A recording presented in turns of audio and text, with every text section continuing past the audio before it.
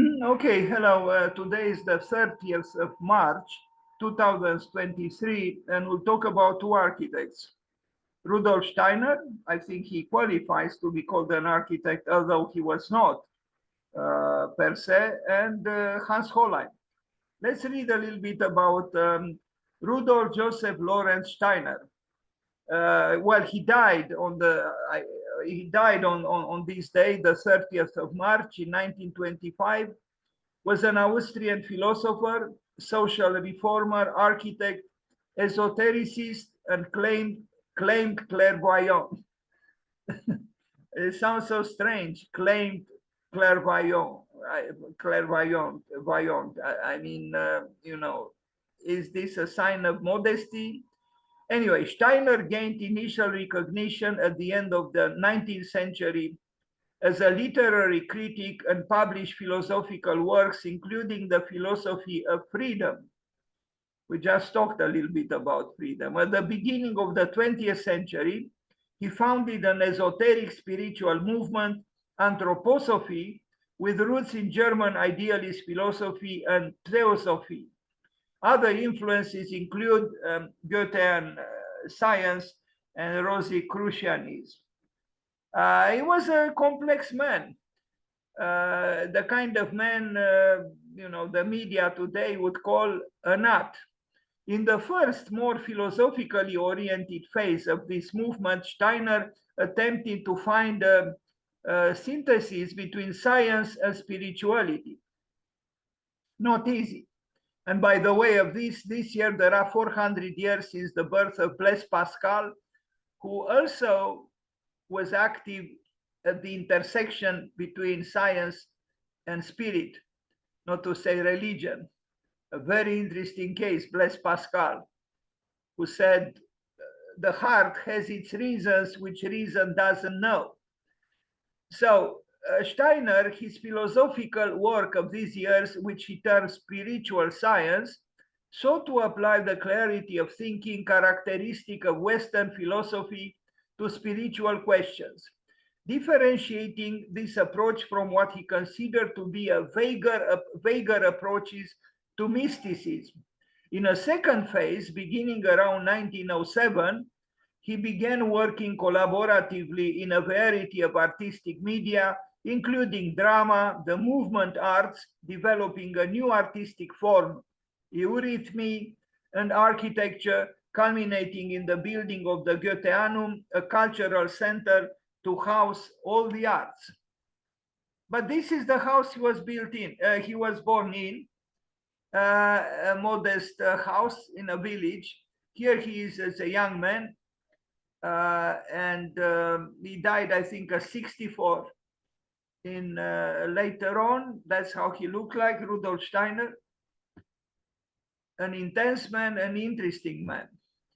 So this is what he said: our highest endeavor must be to develop free human beings who are able of themselves to impart purpose and direction to their lives.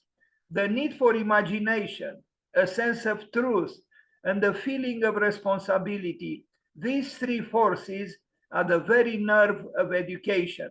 I totally agree. The need for imagination, a sense of truth, and the feeling of responsibility. Beautifully put. And he started with imagination. That very imagination that Albert Einstein thought was more important than knowledge. Unfortunately, very often education sabotages imagination. And this is not good at all. If we do not believe within ourselves this deeply rooted feeling that there is something higher than ourselves, we shall never find the strength to evolve into something higher. Well, in essence, what he says is that, if you believe there is something higher than you, then you normally aspire towards becoming closer to that whatever higher is. The Goetheanum, he built two, but one was damaged by fire, and then he built the second one, a stronger one in concrete. This is the first one he built with the volunteers The first Goetheanum, a timber and concrete structure designed by Rudolf Steiner, was one of 17 buildings this philosopher built. Was one of 17 buildings Steiner designed between 1908 and 1925. It was intended as a Gesamtkunstwerk, the synthesis of diverse artistic media and sensory effects, infused with spiritual significance. This is the second one, the larger one and the eternally strong one. Yeah, I mean, this is good architecture in my opinion. Thus, Height's house, the building that contains the boiler, so a very pragmatic little structure. He elevated it to the level of being architecture, and you are going to see it. So the boiler room for the hot water heating system of the first and later second Goetheanums, in his form follows function method. The building is dominated by the smokestack, while the two qualified towers in the front are reminiscent of boilers. And this is the building. Now, this text that I read, which is from Wikipedia, is not quite correct. I mean, would you call this building a functionalist building? It's symbolic, it's powerful, it's metaphorical, but it's not what functionalist is known for, this emphatic chimney, which is highly sculptural. But it's a very interesting building. It's certainly not a building one would easily promote in certain schools of architecture, but he was an anthroposophist, he was a philosopher, he was a dreamer, he was a man with mystical longings, and fire was and is important, not just in a pragmatic sense. But he designed everything. I mean, even this doorway, I mean, the stairs, you can tell he had a vision, an architectural vision. You might not agree with it. It might be, I don't know how, but original it is. And for a man who never studied architecture, I think it's not bad. And obviously he was able to convince other people that what he was doing was correct, was good, and was useful and important and meaningful, and he got volunteers. And he also got the money to build these things, 17 buildings. But look at this handrail. The handrail, I think, is creative too. It's not an astonishing one, but it's creative. Now another is that house there, seen from afar, very much in the spirit of the second Goetheanum. I want to say that these buildings are built not in Austria, but in Switzerland and in Dornach. That's where he had this community of anthroposophists, or whatever they were calling themselves, following him. And they built together this colony of buildings. We are going to see later a model of this settlement with these dreamers who wanted to change the world. Did they succeed? No. But we talk about him today. And even if dreamers do not change the world, because they aspire to change the world, they are very important. I mean, what else sustains us in our daily lives? If not these dreamers who make us dream too. Rudolf Steiner.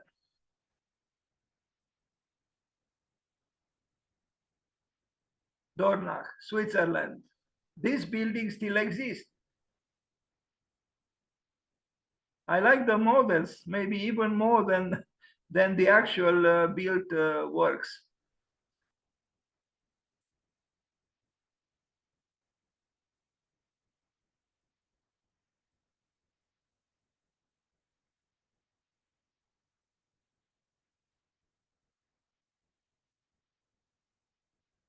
They are unique. I mean, they are unique, but they still have no stairs, doors, windows, roofs, and so on. They are buildings. And now they are used. I mean, this particular building is used for a hostel, you know, to receive guests.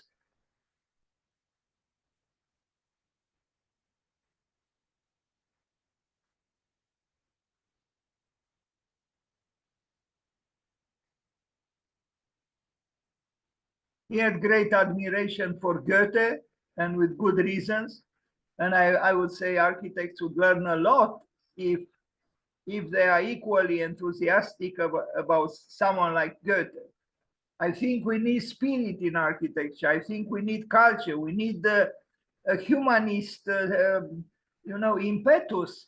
Otherwise, we become prosaic beings, professionals, specialists in transforming, gold in mud, if I am allowed to be malicious. I think it's very, very important to attempt to bring back the dignity of architecture and of architects. And they cannot do this if they remain a simple, servants of a capricious and usually uneducated society. I mean, let us not forget, although it might be considered a naivete to believe this today, but architecture was considered the queen of the arts. Is it still so? I don't know.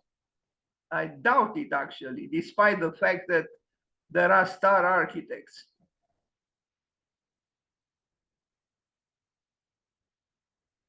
17 buildings, this philosopher. Now the Transformer House, which is, another utilitarian building, is this on the blue one, and the second Goetheanum is on the right. I mean, even a transformer, it could be done, it could be built in a certain way to, evoke whatever one thinks about the function of such a building, a transformer. It's, it's not great architecture, but it makes you stop, it makes you think a little bit.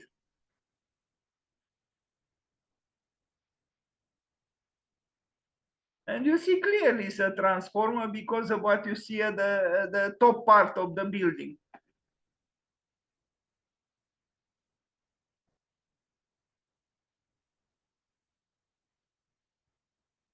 So this is the second one, and in Dornach. I mean, this is the model, and the big building, the blue one, is the second Goetheanum, whose name, of course, derives from Goethe. And we are going to see many pictures with this building, which is quite sculptural and interesting. You can find a website, on this website, a lot of information about Rudolf Steiner as an architect. rudolfsteinerweb.com. Anthroposophic architecture. Is it anthropocentric? Maybe, to an extent, but anthroposophy also try to transcend the measurableness of what anthropos stands for, and this architecture is infused with spiritual longings. You might agree with them or identify with them or not, but they exist.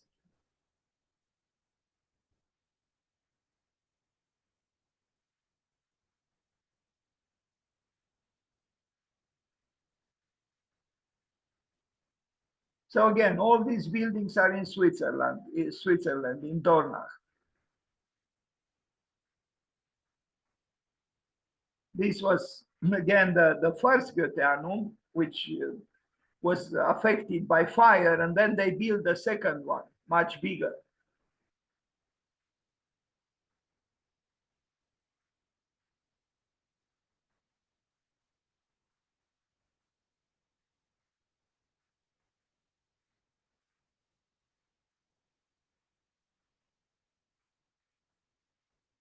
Well, I don't know if these paintings were original. The buildings are kept very well. Let's not forget they are in Switzerland, so they know how to take care of things and of buildings. But I don't know if this was the original scheme proposed by Rudolf Steiner or not. Architecture as a synthesis of the arts. A lecture by Rudolf Steiner. Do we still believe in this? Architecture as a synthesis of the arts? I wish we do, but I'm not sure we do, because we are so bureaucratized and so afraid of rules and regulations that we forget about the synthesis of the arts. We simply forget. Here they are, many women, many ladies volunteering to work for the building. Very, very nice. You know, human beings together, they can do wonders if there is idealism to animate them.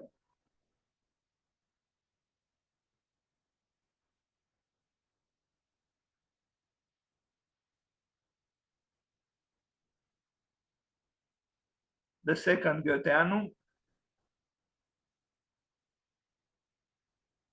So it's possible that Rudolf Steiner agreed with Heraclitus, because if this building is, dedicated to fire, and here is Goethe, the Goetheanum, they seem to face each other, and fire for Heraclitus was the moving force.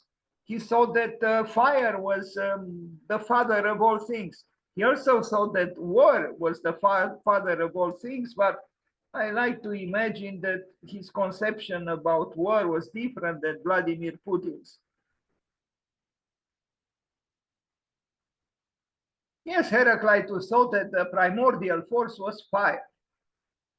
Fire was even before the gods, or from the Christian perspective, God.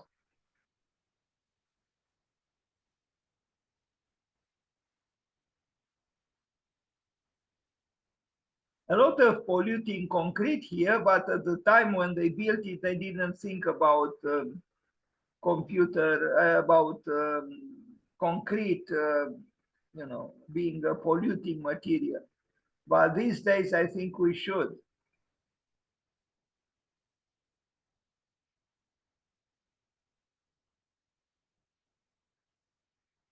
It's a dramatic building. It's sculptural. It's vigorous.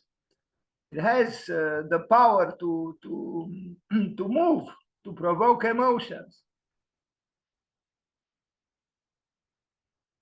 Did this man read Ernest Neufert? No, because Ernest Neufert in 1920s didn't yet publish his manual for architects. I don't know if you know, but Ernest Neufert was actually a student of the Bauhaus.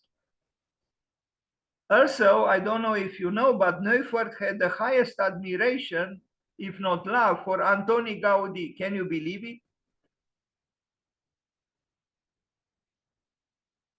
Do you think Antoni Gaudi would have built or would have made projects with Ernest Neufert on the table? Impossible.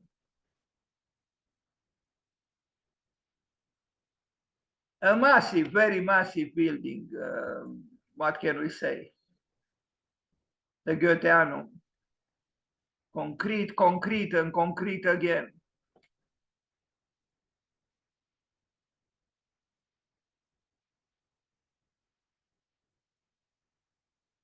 Done by human hands, but before the hands, human imagination and faith.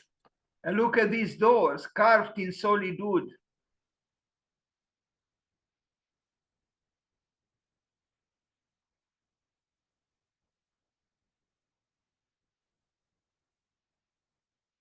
It's probably a cold building. I visited Saint-Pierre de Firminy-Vert, the church built after Le Corbusier's death, but projected by him. And I have to say, I was dressed for the outside and it was February, but inside you were freezing. Concrete, is not a material that keeps you, very comfortably if you don't have heat in the winter, if there is a winter.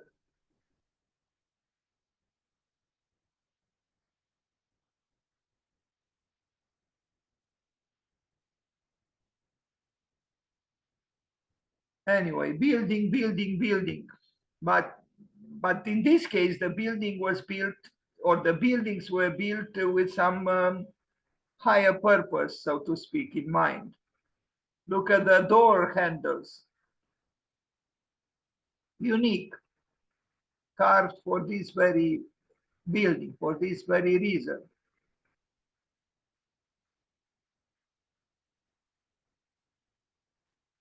Maybe too monumental for our taste today. We don't have, I mean, I think we are capable of building like this, of course, but the face behind this building we do not have, generally speaking.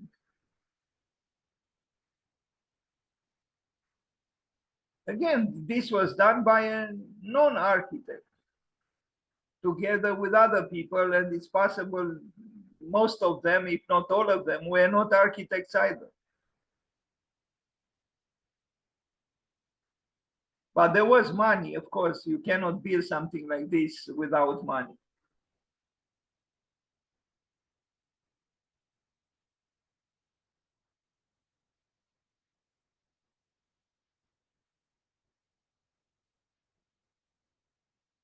He had quite a following. That's why, you know, he had the funds to build it. And not in Mongolia, where it would have been cheaper, but in Switzerland. Fire, the chimney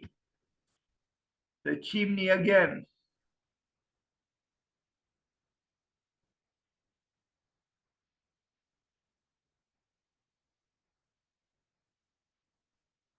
Anthroposophical architecture, burned by fire. He adored fire, but you see, just like in the case of Frank Lloyd Wright, fire sometimes punishes exactly those who love it.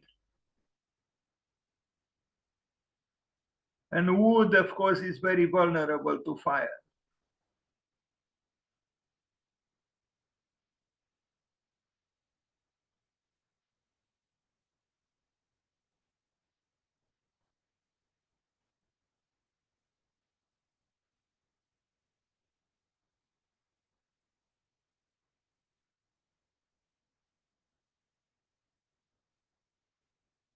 Some furniture designed by Rudolf Steiner. He designed a lot of furniture. He built a lot of furniture, and I think he built them very well. Solid wood. This is not IKEA furniture. A desk, maybe a little narrow, that space, you know, where to, you know, force your legs underneath underneath the desk, but sculptural and interesting. Another desk, wider one, a larger one, built forever. This desk probably will last longer than the pyramids, the Egyptian pyramids. You would say that these were carved in solid wood by a sculptor. A lamp, Rudolf Steiner. Another chair, again, carved in solid wood.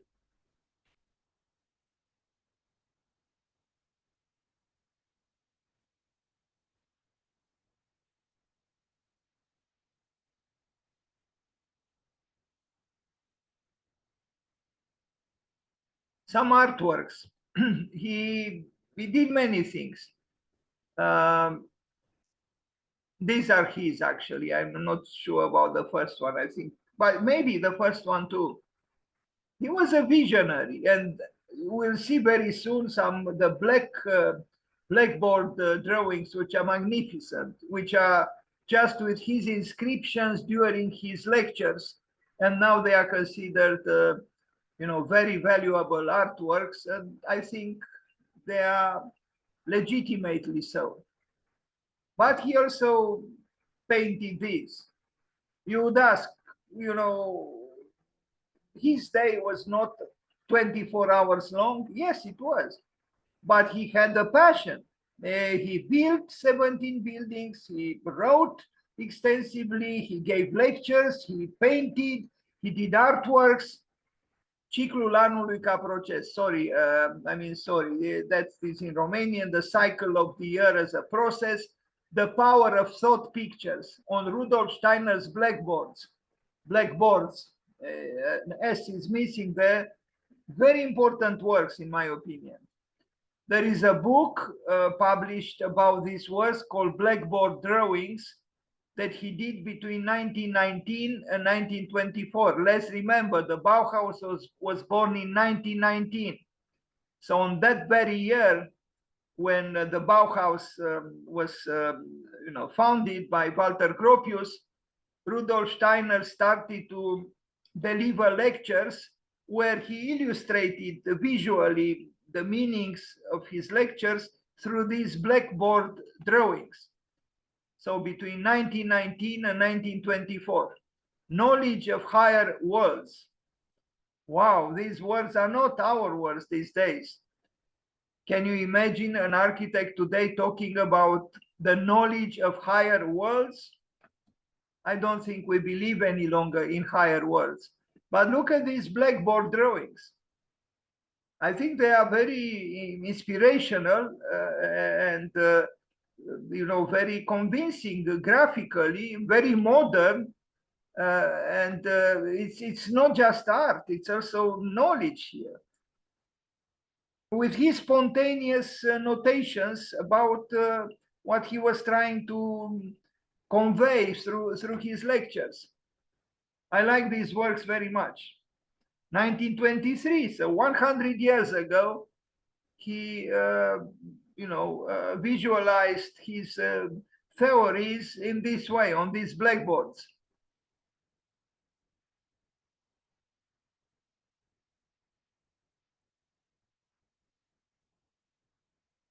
There is conceptualization here, but there is also emotion.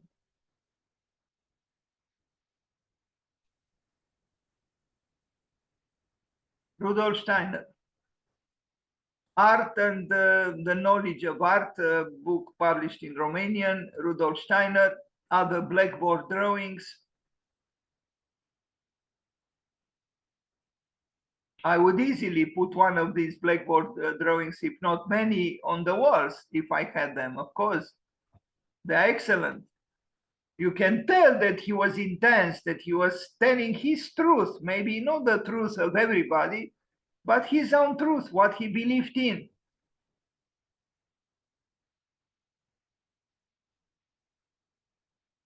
Knowledge and art, thought and emotion.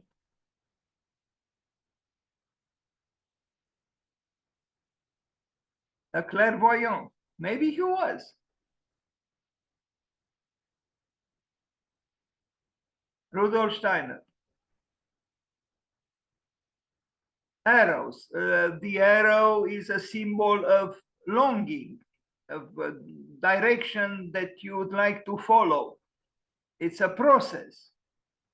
It's dynamic.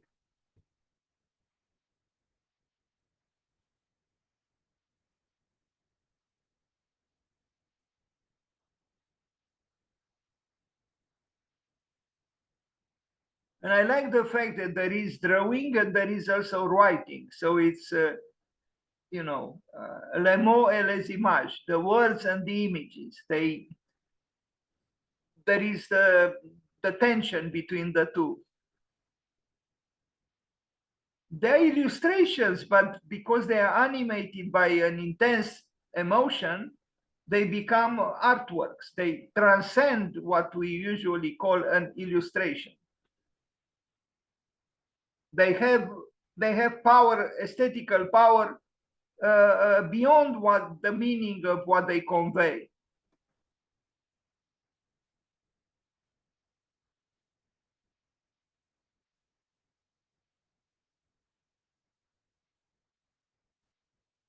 Steiner's gravestone at the Goetheanum.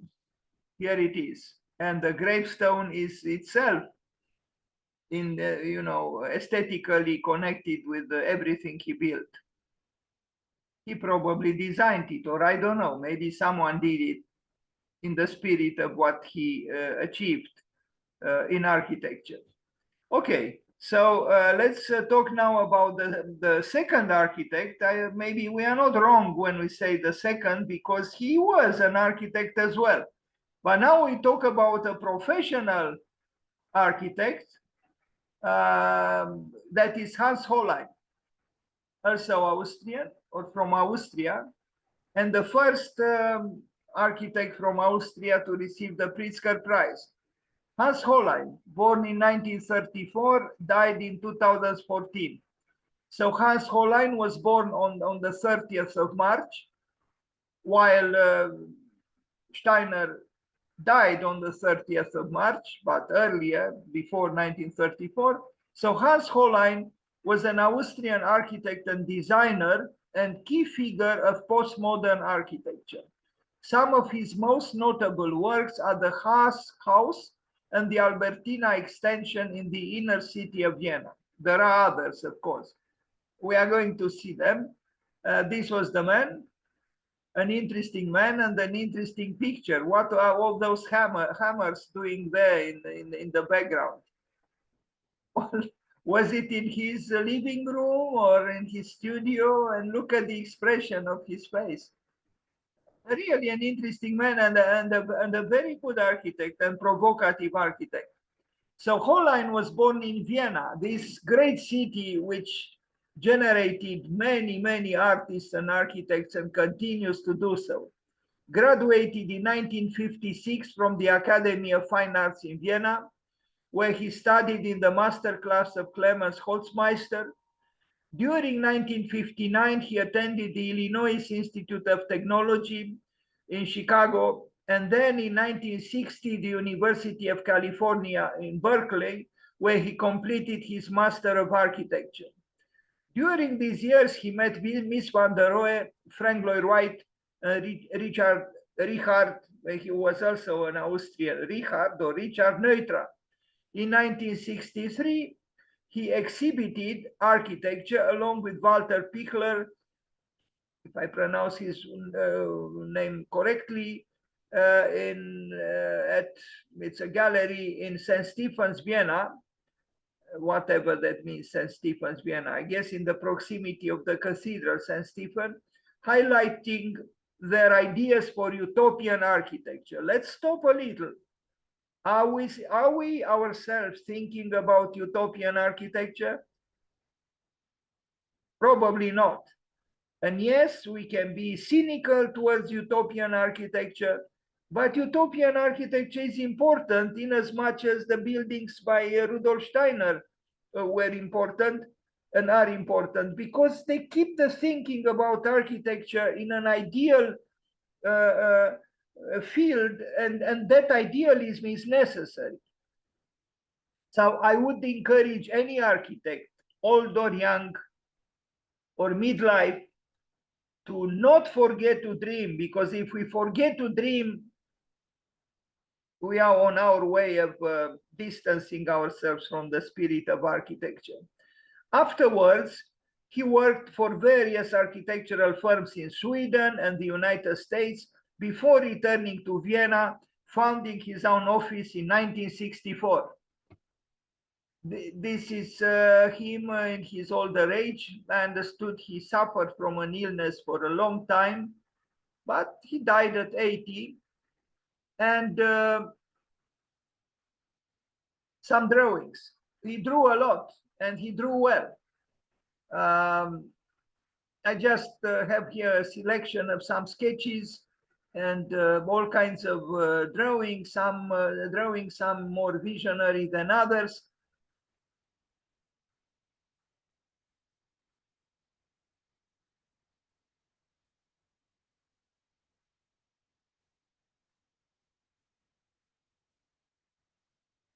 Hans Hollein. I actually attended a lecture by him in New York City many years ago, I think 1990, around 1992, 1993. Bernard Tschumi, who became dean at Columbia University, Columbia Graduate School of Architecture and Urban Planning, invited him to lecture. I even wrote a reaction to his lecture, apropos of Hans Hollein's lecture.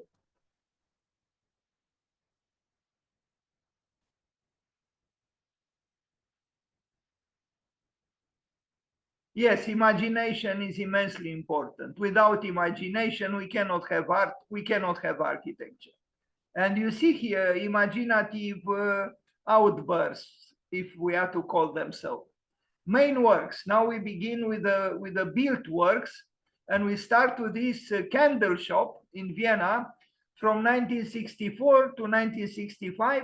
So, you know, almost 60 years ago, he built this candle shop. It's a small shop in Vienna.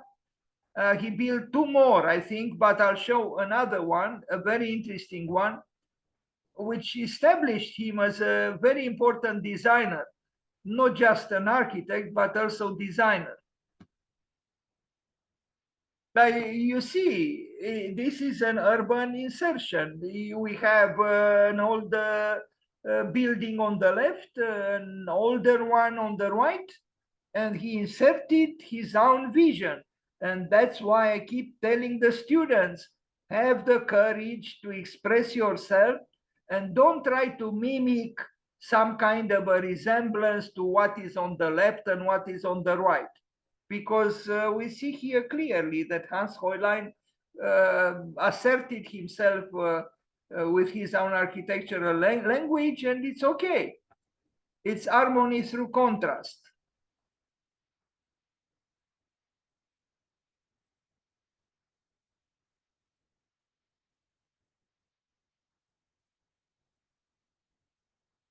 A candle shop, Vienna. No, this is in New York. I don't know how he got this commission so early in his career. Maybe because he studied there and he had connections and so on. Anyway, he built a building in New York City, 1967, 1969. Is the white one with those 9 windows, an art gallery in New York City. Interestingly, he built his first larger building in New York City, not in Vienna.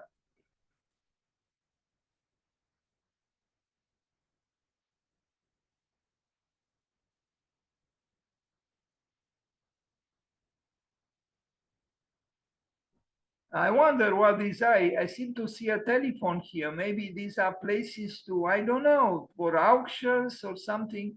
Anyway, they're rather peculiar, those two alcoves.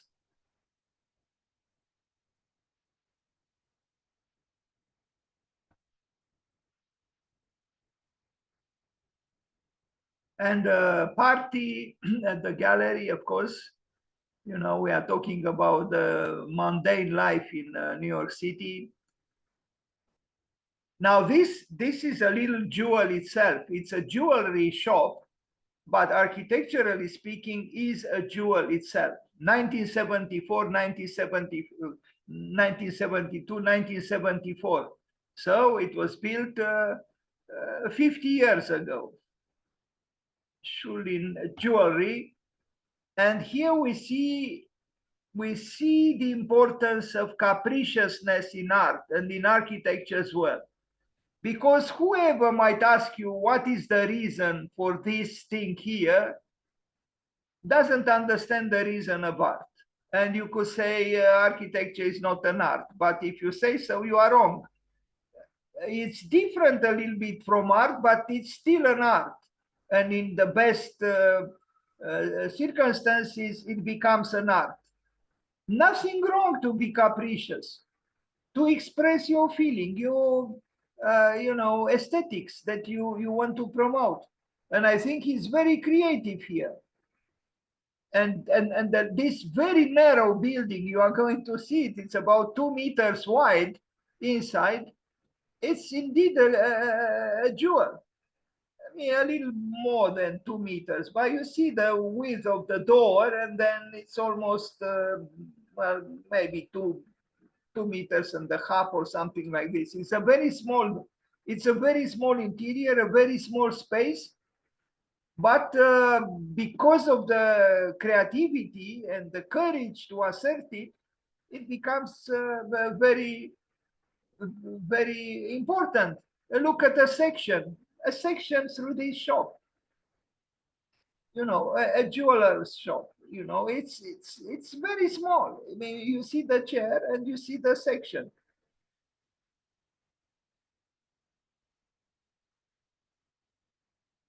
And here is the plan. So this is the entrance door. But it is architecture. So the message here, if we are to put it in this way, is that it doesn't matter how small the space is, you can still do architecture if you want to do architecture.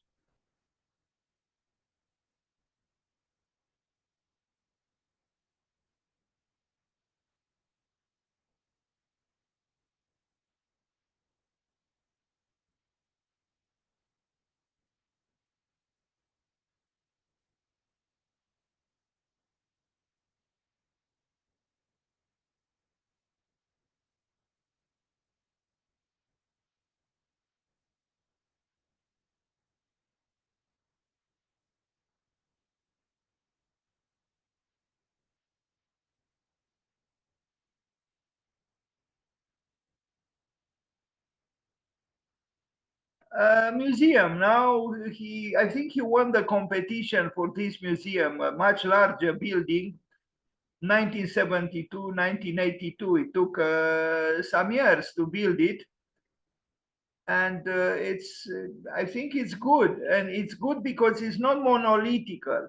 It is almost something between architecture and the fragmentation, which you might associate, let's say, with a certain conception of landscape architecture.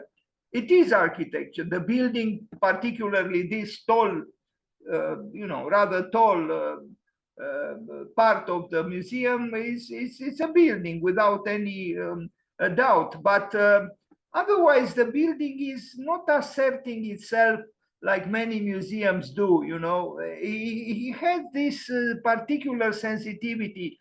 He was able to avoid the trappings of a monolithical architecture. Although it has parts, like again, this mini tower, but also has this, rather mysterious, pavilions, because you wouldn't normally associate this architecture with this architecture. And yet they are part of the museum, both. Then where is the museum here? I mean, you see the city around it, but it's a dissipated museum in a way. And this fragmentation, I think it's a quality.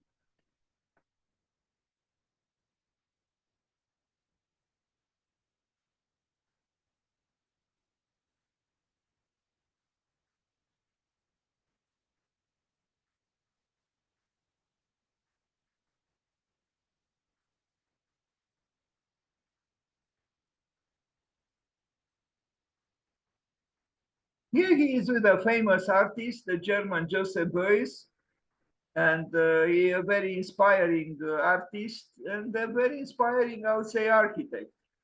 And if you look at them, you would immediately say the one on the left is the architect and the one on the right is the artist.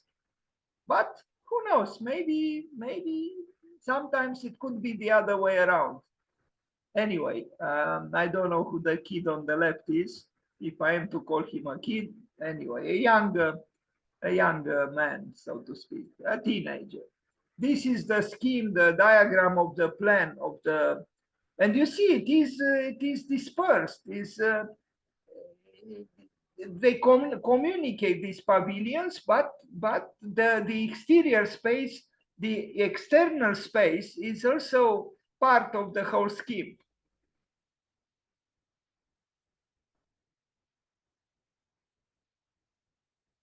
He liked to excavate. We are going to see two proposals. One was not built, unfortunately. In fact, that building would have been very nice to be built, but it was not. And then he built one in France, where he liked to go underground to excavate, or should I say excavate, if there is such a word. glass and ceramics house in Tehran, Iran.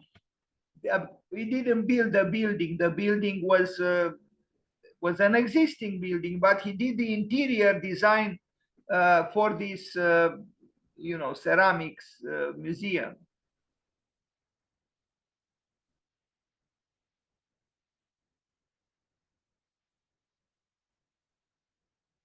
Maybe sometimes, like in this case, the touches of postmodernism are a little bit too obvious, but he also has interesting things going on here, like these columns that he placed the displays, the objects to be displayed in the trunk of the columns, and you see them here, and they become very precious because of it. It's an interesting idea to interrupt the verticality, the continuity of the shaft of the column in order to display probably a very precious art, artwork.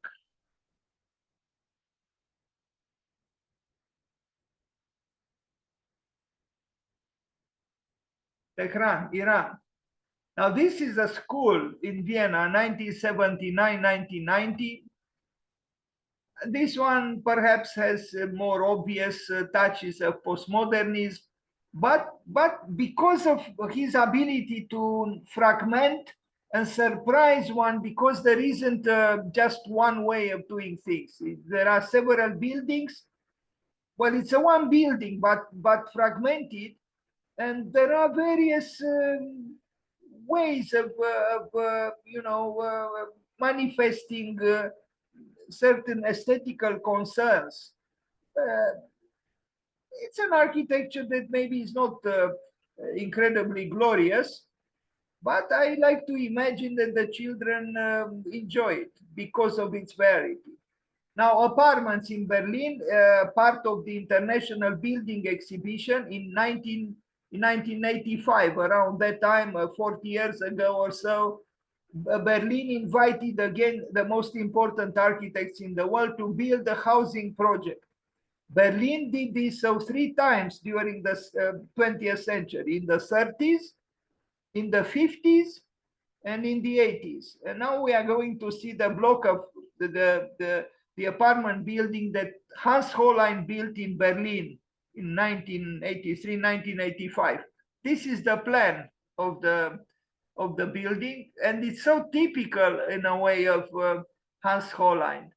I mean, most architects, if they would have used this scheme, they would not have, deviated from the, Cardon de Cumano scheme.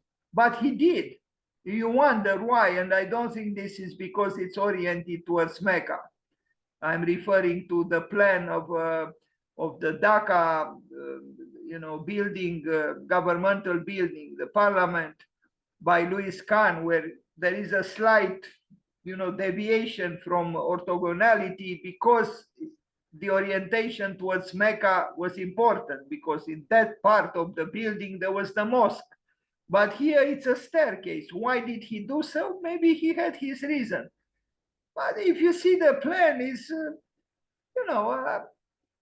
conventionally well-functioning apartment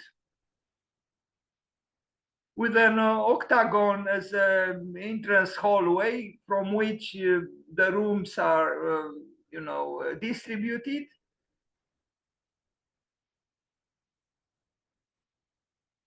But this is his spirit, again, he could have avoided this, deviance, but this deviance is him.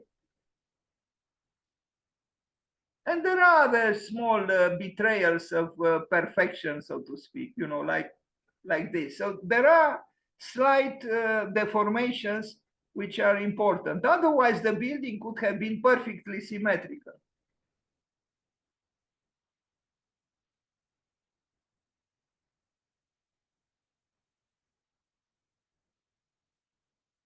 Four apartments per floor.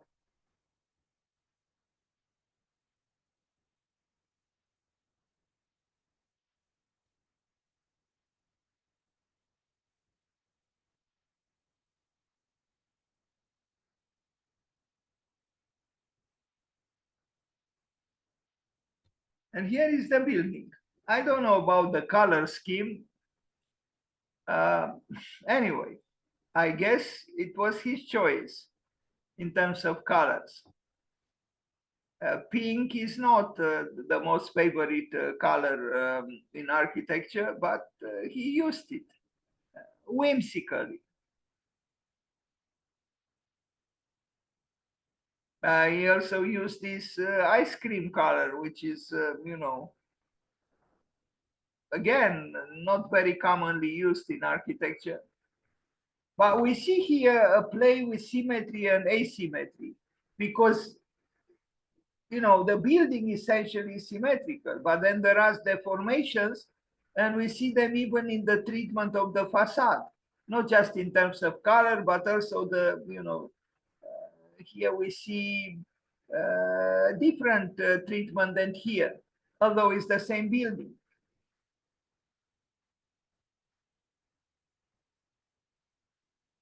In Berlin.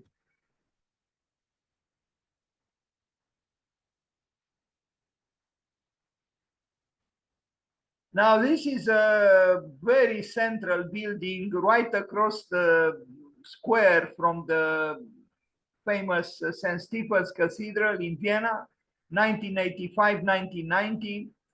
I don't think it's necessarily one of his major works, although it is placed, right in the heart of the great city of Vienna. In fact, you'll see the shadow of the Cathedral St. Stephen over the building. It's a commercial building. I personally think this, stepped treatment of the facade is a little bit mechanical and a little bit simplistic. Well, I guess he had to confront the dilemma how to translate from a frontal, from the elevation of the street, which had small windows, to all glass curtain wall, and that's how he attempted to do it. A little bit problematic, in my opinion, what he did here, because too predictable and too simplistic. But the building, I guess, works. It's a mall. That's what it is.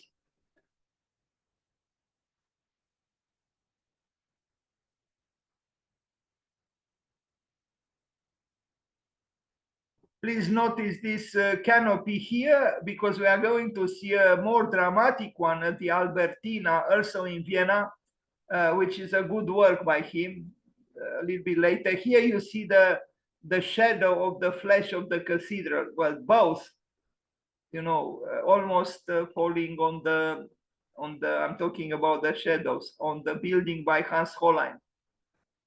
Not far away from here, in fact, very close is, although I don't know exactly where it is because I never visited it, to my shame, is the Foundation Friedrich Kiesler, born in Cernăuți, I think a Romanian citizen, although he never recognized it, and a very important designer and architect, Friedrich Kiesler.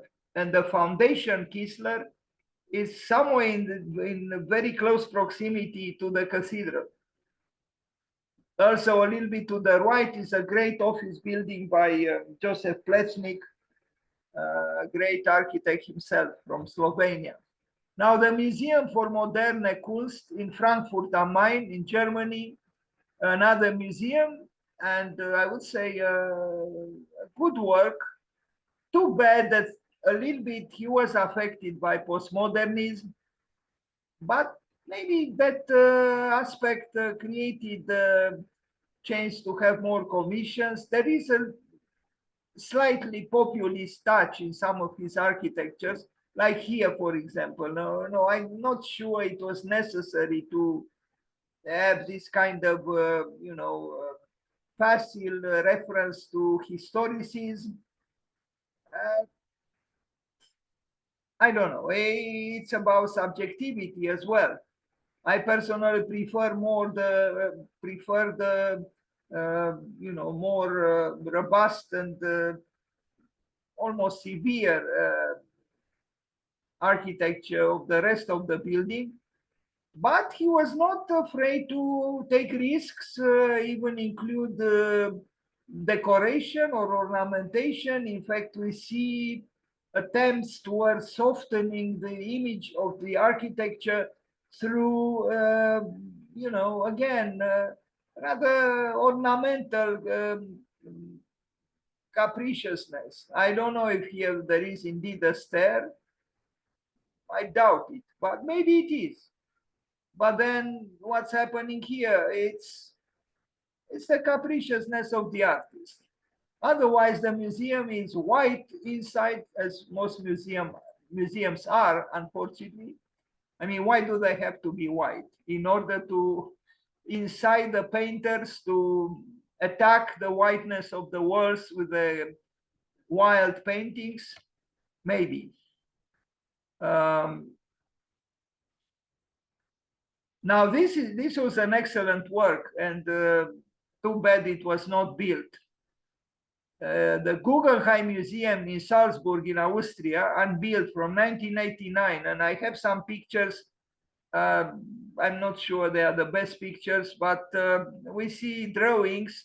He was going underground, he was excavating, or whatever the word is. He was exploring, bringing in the cave. And he did so many years before the cave revival that we are experiencing these days. You see that the building is not afraid of the underground.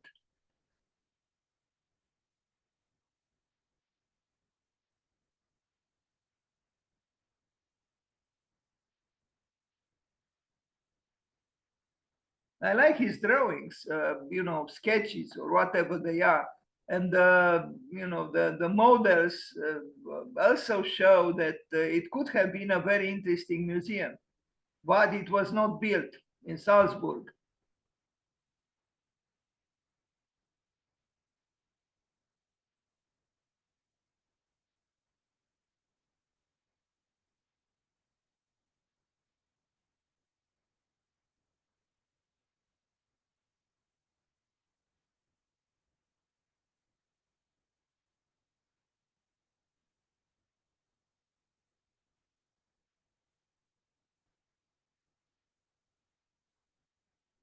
Hans Hollein,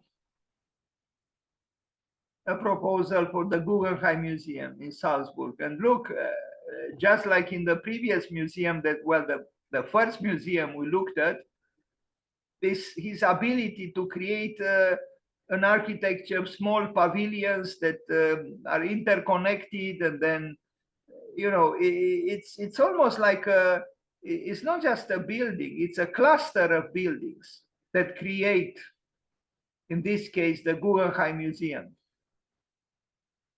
It deserves some attention to be studied, I think, the project. Too bad it was not built. But he built something close to it in France, and we are going to see it.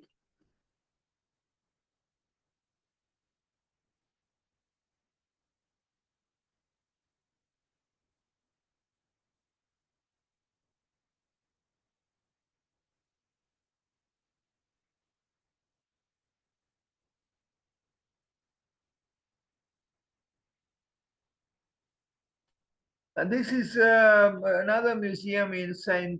Pölten in Austria. An initial sketch. And this is the building. And again, is this interesting way in which he avoids a monolithical architecture. And I think sometimes he's successful at it. Although he has parts that are assertive, like we see this on the right side, this prism, rather, assertive, powerful, but he also fragments. And while he was not a deconstructivist, you could say that some parts are flirting with vulnerability, with instability.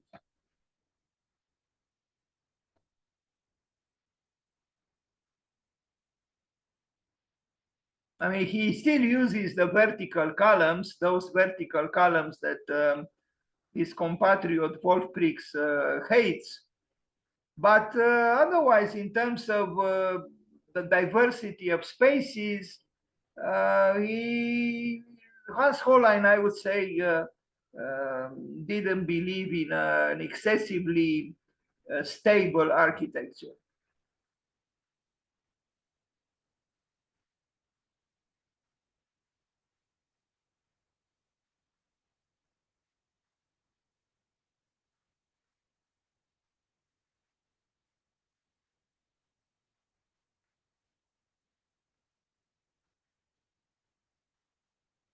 Now, a tower for the media, the generally media tower in Vienna, 1994 2000s, and the tower it is. And yes, yesterday we looked at the works of Raymond Hood, who built for newspapers, the Daily News and the Chicago Tribune. Here we see a tower built for other media moguls, if they are indeed moguls. I guess there is money in the media, you know. But even here, he flirted with instability. We see here in the corner. Now look at this prism, slightly slanted and supporting in the corner the building above. So this architect had a certain complexity that his architecture sometimes is able to evoke rather explicitly. Now, the Austrian embassy in Berlin, 1996-2001, with unusual colors for an embassy, but he loved these colors, these, you know, ice cream colors, if I am to call them so, maybe not appropriately. I mean, how many people would, but at that time, even James Sterling would indulge in this kind of colors.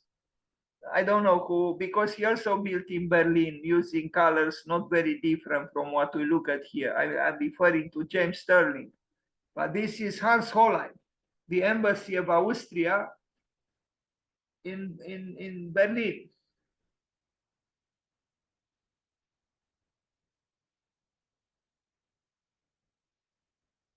Now, should an embassy be explicitly ludic? I don't know. Interbank headquarters, Lima, Peru. A tower as a bank deserves, you know, that's where the money is, in the bank. So the bank tells the cathedral and the church to behave and know their measures, because now man is the measure of all things and not God any longer. And certainly the bank. And Hans Hollein tried his best to serve the bank. Interbank, not any bank, but an interbank.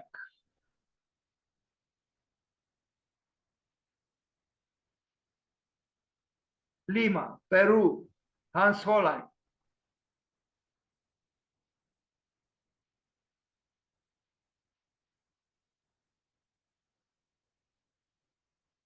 And at night, the bank does the same thing, asserting itself with all its power.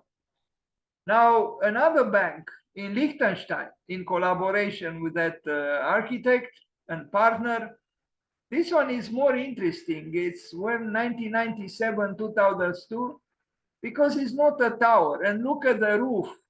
The roof is behaving strangely here, but I personally like it. You know, why should there be a flat roof? Why shouldn't it be like this? I mean, at first, from afar, a small slide, I thought this was Mount Fuji in Japan. Now it's the corner of, you know, it's probably seen from somewhere here. This point here, this tip of the building here. I wonder, is a reference to some of the peaks of the mountains in the background, or I don't know exactly.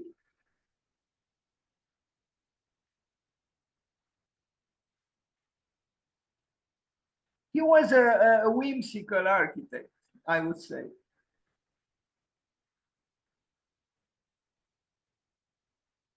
Hans Hollein.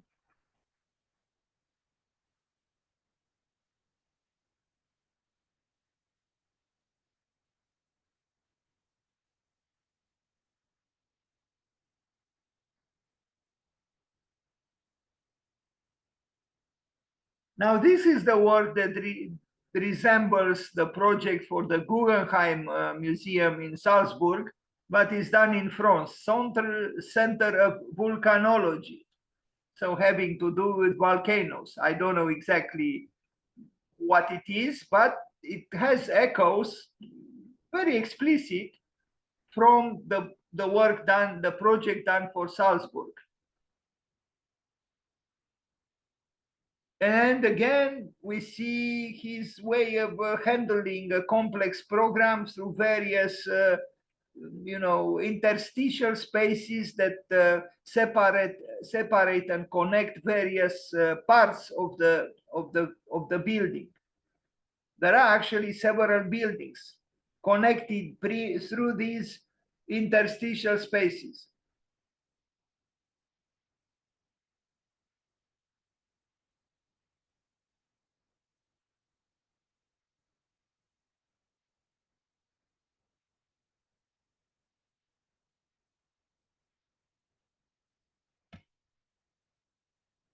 As I said, he liked to excavate or excavate. You see, he's exploring the underbelly of the earth.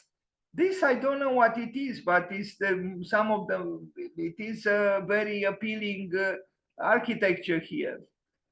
I don't know its function. I didn't study the plans as I should have, but I like what I see.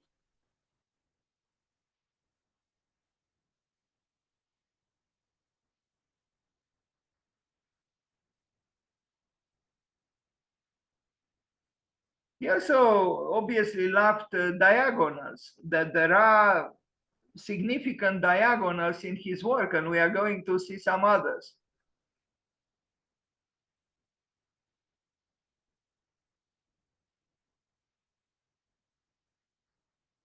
You know, a serious function, as probably this center has, but the feeling as something connecting to playfulness, to what is ludic. You know, it's homo ludens, working for a center of volcanology. And that's why this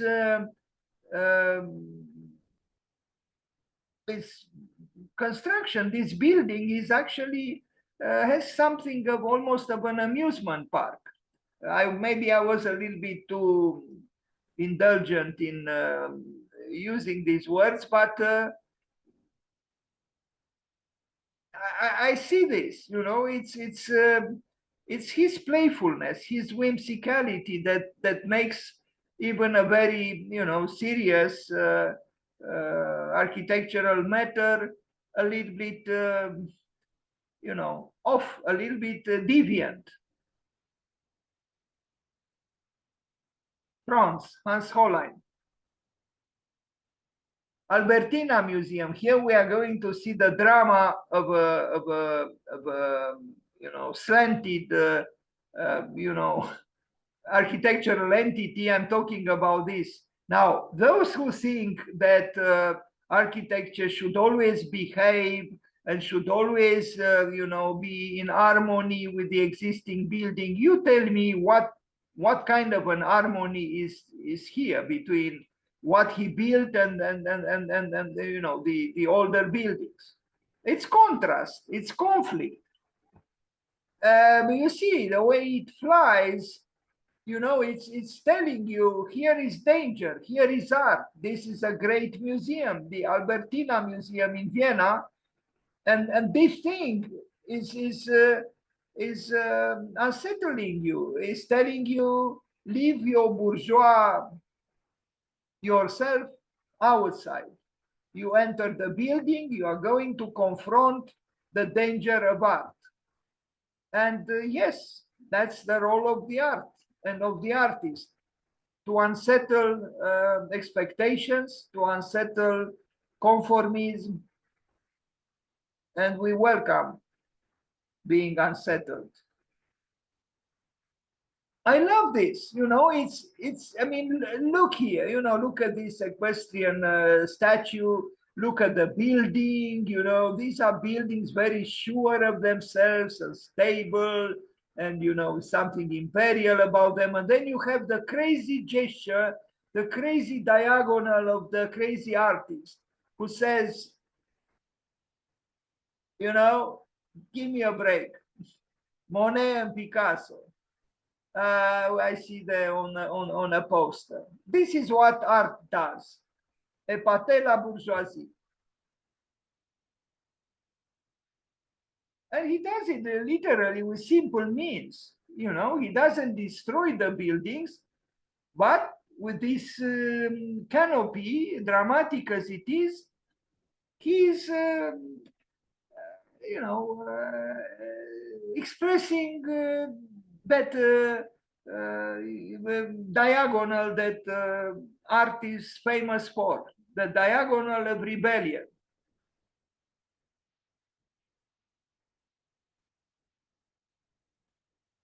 Yeah, I feel like talking more about this, but it's probably enough. Anyway, now the Hilton Hotel in Vienna, 2004, 2008.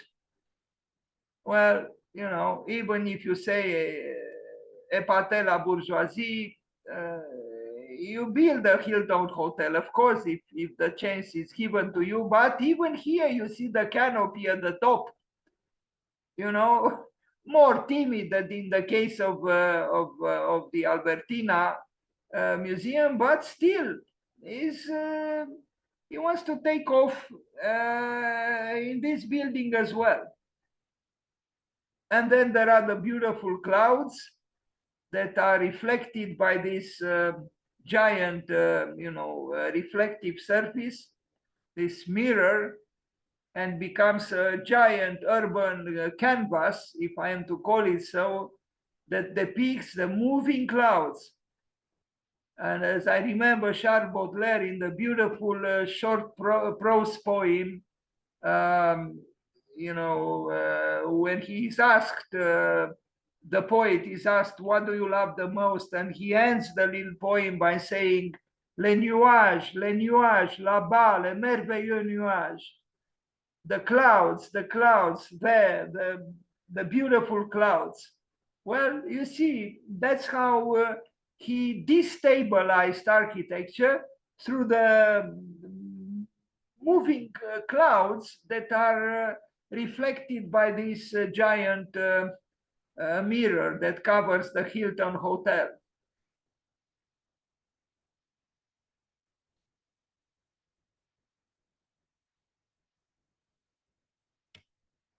Now, apartment towers in Taipei, in Taiwan, 2004, 2007, we see the same, you know, little rebellious gesture, because it's not a grandiose one, but there at the top, you see him changing things. Otherwise, the towers are, you know, towers, apartment buildings, but at the top, you see something else. They seem to desire, because of the proximity to the sky, they seem to want to problematize the excessive stability of what is underneath, meaning the towers themselves. Small gestures of obliqueness or small gestures of rebelliousness, if I am to call them so. Nothing very dramatic, but still discernible. You can see them. And the view from the interior. And now we go to the next work in Lima. And I think this is the last work I show in this presentation today, 2006, 2011. And I don't know what it is actually, an office building or an apartment building. I should know, but I don't know.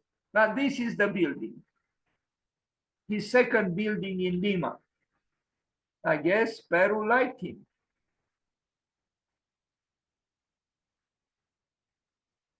Hans Hollein. the first Pritzker Prize for Austria.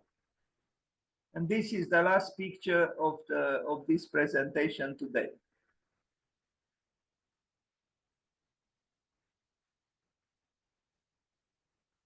Thank you.